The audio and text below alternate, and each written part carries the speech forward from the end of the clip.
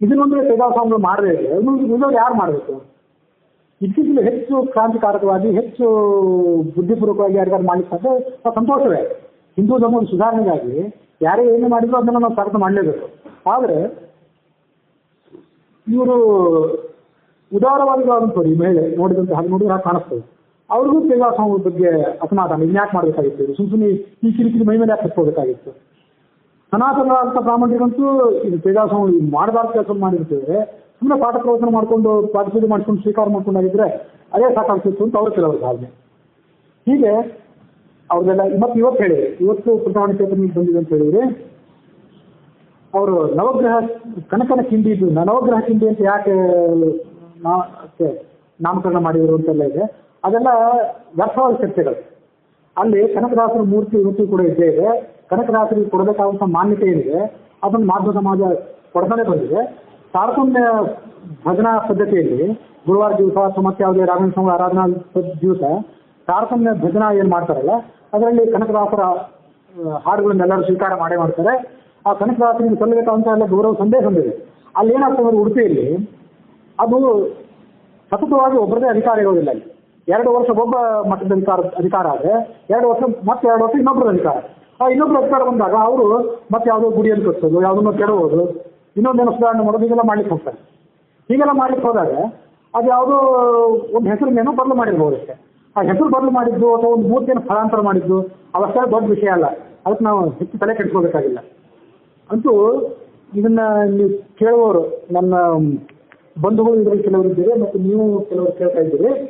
ನನ್ನ ಅಭಿಪ್ರಾಯ ಏನಂದ್ರೆ, ಪ್ರಜಾಸ್ವಾಮ್ಯ ತಮ್ಮ ಇತಿಮಿತಿಯಲ್ಲಿ ಅಲ್ಲಿ ಏನು ಮಾಡಬೇಕು ಅದು ಅವ್ರು ಮಾಡಿದ್ರು. ಇದಕ್ಕಿಂತಲೂ ಹೆಚ್ಚು ಕ್ರಾಂತಿಕಾರಕವಾಗಿ ಮತ್ತೆ ಯಾರಿಗಾದ್ರೂ ಅದನ್ನು ಮಾಡ್ಲಿಕ್ಕೆ ಸಾಧ್ಯ ಆಗೋದಾದ್ರೆ ಅವರು ಕೂಡ ಅದನ್ನು ಮಾಡಲಿ.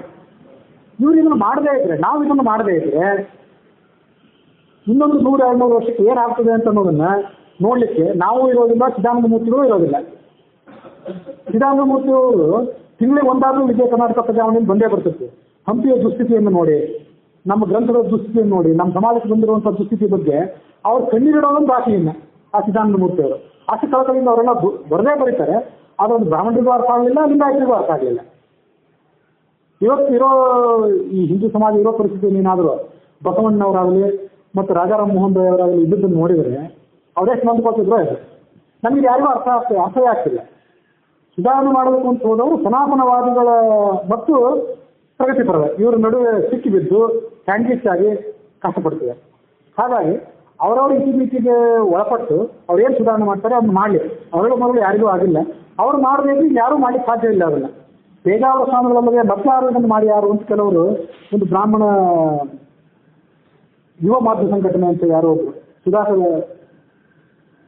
ಸುಧಾಕರ್ NS ರಾವ್ ಮತ್ತು ದೇಶಪಾಂಡೆ ಮತ್ತು ಕೆಲವರು ಯಾರೋ ಬರೆದಿದ್ದಾರೆ. ಕೆಲವರು ಸಮರ್ಥನೆ ಮಾಡಿ ಬರೆದಿದ್ದಾರೆ, ಕೆಲವರು ಒಂದು ಟೀಕೆ ಮಾಡಿ ಬರೆದಿದ್ದಾರೆ. ಅದೆಲ್ಲ ಇದ್ದಿದ್ದೇ ಸಮಾಜದಲ್ಲಿ. ಮತ್ತು ಅವರಿಗೆ ಈ ಟೀಕೆ ಹೊಸದಲ್ಲ. ಅವಾಗಲೇ ಹೇಳಿ 25ನೇ ವಯಸ್ಸಿನಿಂದ, ಸಣ್ಣ ವಯಸ್ಸಿನಿಂದ 20-25ನೇ ವಯಸ್ಸಿನಿಂದ ಈಗ 80-85 ವರ್ಷ ಆಗಲಿಕ್ಕೆ ಬಂತು. ಇಲ್ಲಿ ತನಕ ಸಾಕಷ್ಟು ಅವರು ಸುಧಾರಣೆಗಳಿಂದ ಹೆಜ್ಜೆಗಳನ್ನು ಇಟ್ಟಿದ್ದಾರೆ. ಆ ಟೀಕೆಗಳನ್ನ ಮನಸ್ಸು ನೊಂದು ಅವರು ತಮ್ಮ ಮನಸ್ಸಿನ ಸ್ಥಿಮಿತ ಕಳ್ಕೊಂಡು ಒದ್ದಾಡುವಂಥವ್ರು ಏನಲ್ಲ.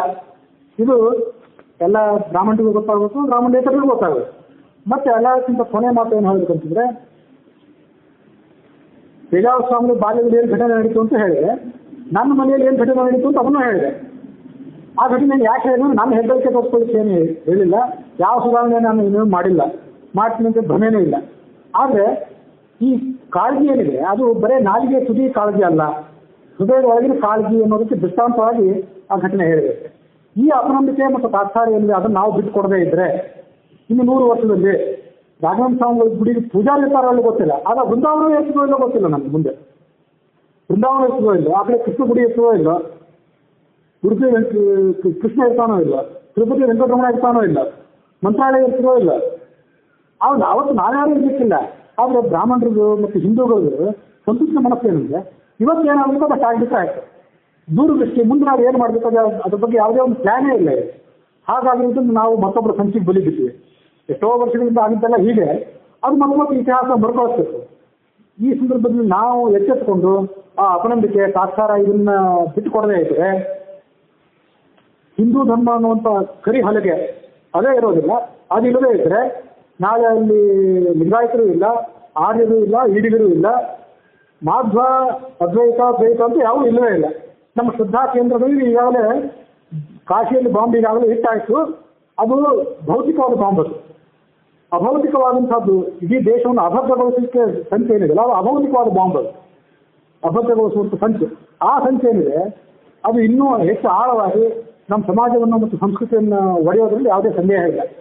ಆ ದಿಶೆಯಲ್ಲಿ ನಮ್ಮ ಪ್ರಯತ್ನ ಇರಬೇಕು ಅಂತ ಹೇಳಿ ಇವತ್ತಿನ ಎರಡು ಮಾತು ಮುಗಿಸ್ತೇನೆ.